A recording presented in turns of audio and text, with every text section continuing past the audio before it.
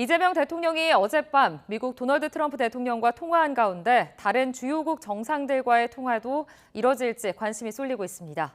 이 대통령은 주말인 오늘도 국정 현안을 챙기며 추가 인선을 고민할 거로 보이는데요. 취재기자 연결합니다. 정인용 기자.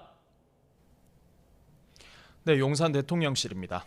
이 대통령과 트럼프 대통령 간의 통화 관련 내용부터 들어보겠습니다. 네, 이 대통령은 우리 시간으로 어젯밤 10시 미국 도널드 트럼프 대통령과 20분간 전화 통화를 했습니다. 두 정상은 한미동맹 강화와 두 나라 관세 문제의 조속한 협의 등의 공감대를 이뤘고 빠른 시일 안에 만나기로 했다고 대통령실은 설명했습니다. 그동안 멈춰있던 우리나라 정상 외교에 시동이 걸린 셈인데요. 다자회의나 양자 방문 등의 계기를 통해 한미 정상이 만나기로 한 만큼 이달 G7 정상회의나 나토 정상회의에 이 대통령이 참석한다면 두 정상 간 만남이 이뤄질 가능성도 제기됩니다.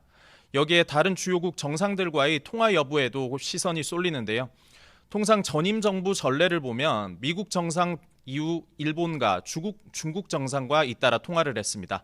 이에 따라 이 대통령이 일본 이시바 시게루 총리와 중국 시진핑 국가주석 등 다른 주요국 정상들과도 조만간 통화를 가질 거란 관측이 나오고 있습니다. 어제 경제정책을 총괄할 대통령실 주요 인선 발표가 있었는데 오늘도 추가 인선 발표가 있을까요?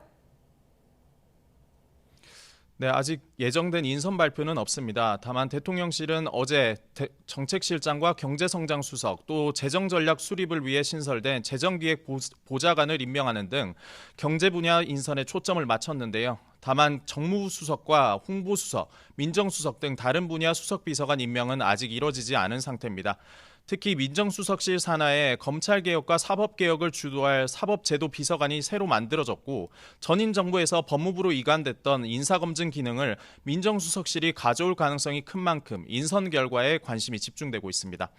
또 이 대통령의 1호 공약인 AI 산업 육성을 위해 신설된 AI 미래기획 수석도 조만간 인선이 이뤄질 거란 예상이 나옵니다. 대통령실 관계자는 경제정책의 시급성 때문에 관련 분야 대통령실 인사가 먼저 발표됐다며 다른 인사에 대해선 자체 검증을 거치고 있다고 설명했습니다. 이와 함께 국정공백 해소를 고려해 장관 후보자들에 대한 지명도 신속히 이뤄질지 주목됩니다. 지금까지 용산 대통령실에서 전해드렸습니다.